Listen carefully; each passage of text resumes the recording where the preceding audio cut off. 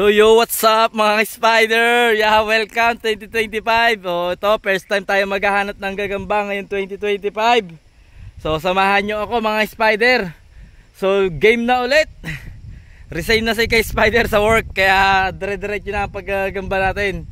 So po-focus tayo sa paggagamba at pagbablog natin mga spider. So samahan nyo po ako sa panibagong taon natin ngayon 2025.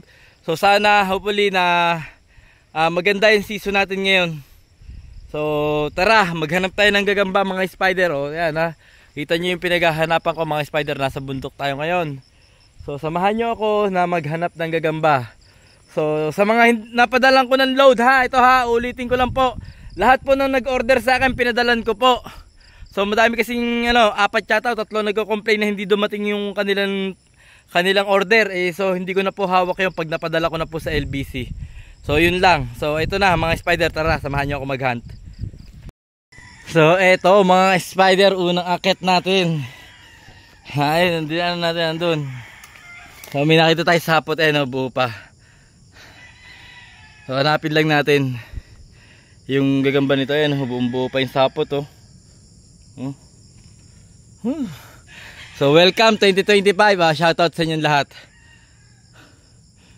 So ito dito sa baba. Yun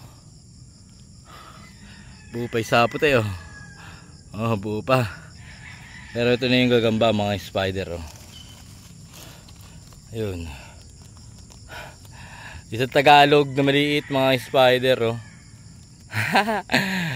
first time ko ulit nakakita ng gagamba ngayon 2025. Yung maliit na Tagalog. Iwan natin yan.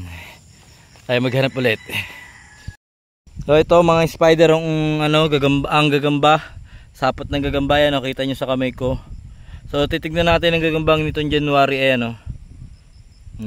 So ito yung gagamba niya mga spider. Napakagandang sarhento. Ayan Yun, napakagandang sarhento mga spider. Kaya lang maliit pa. So maganda siguro ang sibol ng gagamba ngayon dito mga spider.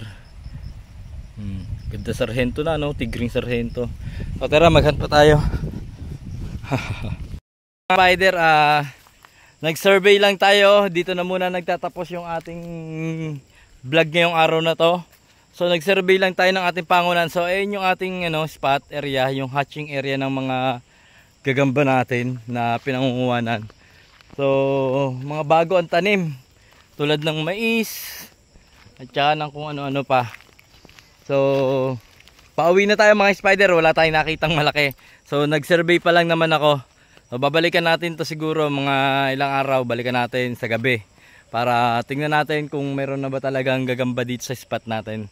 So hanggang dito na lamang po muna. Maraming shoutout sa inyong lahat. God bless us all.